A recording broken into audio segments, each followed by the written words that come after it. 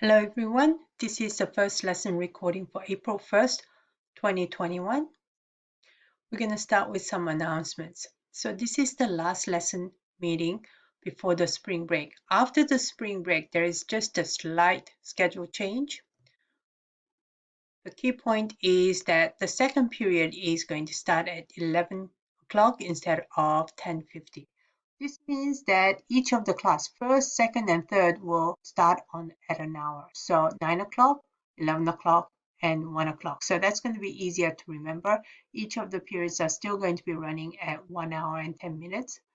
Something else to notice is that the tutorial is what we used to call study hall, but instead of happening in both in the morning and one in the afternoon, it is only going to be happening in the morning between the first and the second period or fourth and fifth period. Okay, so and it's going to start at 10:20 to 10:50. So there's a little bit of break for you to get water or whatever, and then you can join the study hall with your teacher. So all the teachers will be running it. So for IM2, what we're going to do is the IM2 study hall or tutorial is going to be happening on Tuesdays and Friday. That means you're going to see me on Monday and Thursday. And after each of the lesson, you can try to do the homework that night and see if you can do the homework independently. And that is always the best goal, right? However, if you try that and you find that you can't do it very well, then you should be coming to my tutorial. And then we should be working on the problems together. That way you know that you not only will you get it done, but you will get it done correctly. Then you are ready for the next lesson on Thursday. So again, the IM2 study hall or tutorial is going to be happening on Tuesdays and Fridays at 10:20 to 10:50. Okay, something else, quiz number 1. That's the factoring quiz that you did in the beginning of the year. It has now been moved to the oral quiz category, which will take up 10% of your final overall grade. So that is a significant chunk of your grade. It's almost like a unit test. But with this quiz, retakes are possible where you can earn up to 90%. So those of you who are still struggling with factoring, and believe me, you need to be able to factor in order for you to be ready to be successful in IM3. I suggest you study over the spring break and take the retake after the break. So what are we doing today? We are going to be continuing with polygon angles and special polygon areas and perimeters. So let's quickly recap what we learned last lesson. So if you have any polygons, here you have 3-sided polygon, 4-sided, 5-sided, and 6-sided. And we call that something gone, with n being the number of sides. So in this case, it's 3 gone, 4 gone, 5 gone, and 6 gone. You can even think of it that way. They have special names, but that's what n is representing. N is representing the number of sides. The sum of interior angles, what does that mean? All the interior angles are marked right here. 82, 39, 59, okay? Sum of that angle is going to be 180 times n, however many sides that polygon has, in this case 3, minus 2. So 3 minus 2 is 1, 1 times 100 is 180. So that's going to add up to 180. In this case, it has 4-side quadrilateral. That means 4 minus 2 is 2. 2 times 180 is 360. So all the interior angles are going to be adding to 360, and then 540 and 720 and so on. So it really depends on the number of sides.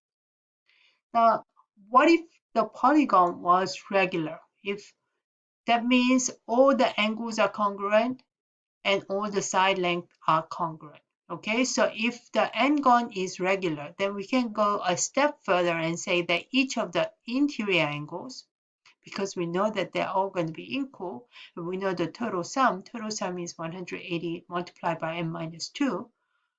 It's going to be that divided by number of sides, or same as number of angles. So that's going to give you each of the interior angles.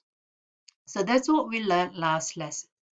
Now let's extend that further to exterior angles. Okay, so we have interior angles, that means the angles inside the shape. Now what's exterior angle? You might think it's the outside the polygon. It is a little bit more specific than that. It is an outside angle formed by an extended side and its neighboring side. Okay, so if I was to extend this side like that, the angle that is formed with the extension plus the other neighboring side of the polygon, that's the exterior angle. If I extend this further, it's going to look like this. If I extend this side further, it's going to go look, that's the exterior angle, and extend this side further, it's going to be, this is exterior angle, and this is going to be the exterior angle. Okay, notice that I am going in one direction only when I'm forming the exterior angle. I cannot just go clockwise, and then start going anti-clockwise and in my extension. It does need to go in one direction. And so a five-sided polygon should have 5 exterior angles, just the same way five-sided polygon should have 5 interior angles. Okay, so the number of interior angles and number of exterior angles are dependent on number of sides. Now you're going to be working on polygon exterior angles on Desmos card number 8128. This is card number 1. Okay, so this is where you are practicing drawing the exterior angle and then identifying them. Okay, so it first says to switch your drawing to the line tool. So currently it's on drawing. I want to change that to line tool right there. So number 2 says start with any side of the polygon. So if I chose this, then I can choose the beginning of the line and then extend that further that way.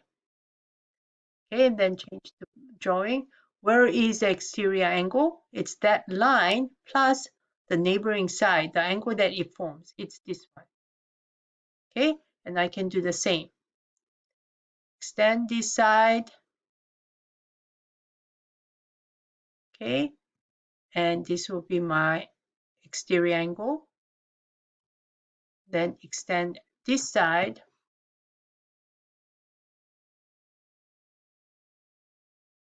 Okay, extend it, and to the neighboring side, the angle that's formed is this. And so, okay, so here are my exterior angles drawn. Okay, notice that I have 1, 2, 3, 4, 5, 6 exterior angles because I am dealing with 6-sided polygon here. All right, so you could have drawn one of the 2 possible sets of exterior angles. So I could have drawn this or I could have drawn this. Okay, mine looked more like B because it was going in clockwise. Okay, while as I could have gone the opposite direction, anti-clockwise, but either way I need to keep going the same direction. I can't just flip-flop in direction in the way I create my exterior angles. All right, then drag the vertex. Play around to make different shapes of quadrilateral. Each time sum up the exterior angles. What is the sum of exterior angles? So look at this. Let's just move it around just to create something different. Okay. All right, so then what are the exterior angles? I can type in from here. I have 75 plus 113 plus 108 plus 64. The Desmos has actually calculated all the measurements of the exterior angles with the red mark. Okay, so I can just add those, and what does it sum up to? 360. Okay, if I change this to another quadrilateral shape, okay, it's still going to be the same. And when I add up all the exterior angles, it's going to add to 360 degrees. All right, then make a guess how the sum of the exterior angles may be for a pentagon. So that was a hexagon. What do you think for a pentagon? Do you think it will be 360 degrees again? Or do you think it will be less? Or do you think it will be more? What do you think? Okay, take a guess. So let's just say, I don't know, maybe 180 degrees. Okay, sum up those exterior angles. So, okay, so this was my pentagon, and I'm allowed to change the shape at all. Okay, so if I was to add this up, okay, what do I get? I get 104 plus 48 plus 103 plus 66 plus 39. And what do you get is going to be equal to, and when I use the calculator, it adds to 360 degrees. So hexagon previously added to 360 degrees. Pentagon also added to 360 degrees. What's happening? The number's not changing.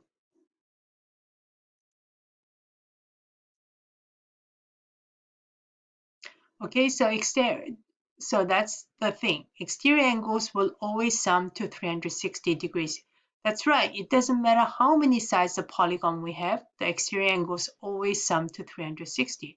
So here's a video to give you some more visual. Okay, do you see what's happening as it gets closer and closer and closer together? They just form a whole revolution, which is 360 degrees, and then you just pull it apart.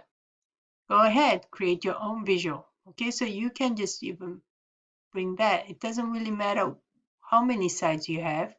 Do you see that it just forms a complete circle like this? A whole revolution is 360 degrees. Okay, so when you bring that together, it is always going to form 360 degrees. Now card number 8. Okay, now let's get back to the regular pentagon. Can we figure out the red angles measure? Well, I know that all the exterior angle of this regular pentagon is going to be adding up to 360 degrees, right? So, but what do you think is going, well, we know that this angle, the interior angles are always going to be congruent. Then what does that tell us about the exterior angle? They are also going to be congruent. Okay, so, and there, how many exterior angles do we have? We have 5. So can we figure that out what the each of the angle measure is going to be? Yes, we can. Okay, and you can explain your thinking. I know the exterior angle will add up to 360 degrees, and that's going to be divided by 5 exterior angles. So it's going to be 360 divided by 5, and I'm going to write something along that line. So summarizing what we've discovered, you're taking notes here. Any polygon, no matter how many sides, the exterior angles add up to 360 degrees. And if you have a regular polygon exterior angle, then if the n-gon is regular, all exterior angles are congruent. Therefore, each exterior angle is going to be 360 divided by n, number of sides, because that's going to be the same as the number of angles, interior angles, and therefore exterior angles. All right, so let's move now to reviewing areas and perimeters. And this is IM1 material, but we are going to review that again before we get on to areas and perimeters of polygon. So when we're talking about area, really area is the space inside the polygon, whereas perimeter is the distance around the polygon. So this is the measure of the perimeter. The area is the space inside. So parallelogram, trapezoid, triangle, and rhombus. Focus on the reasoning. Why does the formula work? And you are going to be working on card number 9 to 15 of Desmos. Okay, so card number 9 is a card sort where you are going to have sort into 4 groups. There will be 4 separate stacks, 3 cards each group. One's going to be a definition card, one's going to be the area card, and one's going to be the diagram card. Okay, so let's start with the diagrams, and let's see if we can come up with this definition that matches. Okay, so definition of polygon with 3 sides. What do we call that? Well, that's a triangle. That's easy. Definition of quadrilateral with 1 pair of parallels. So 1 pair. Okay, 1 pair. Here we have this arrow here and arrow here. That tells me this side and this side is parallel. Here we have one pair that is parallel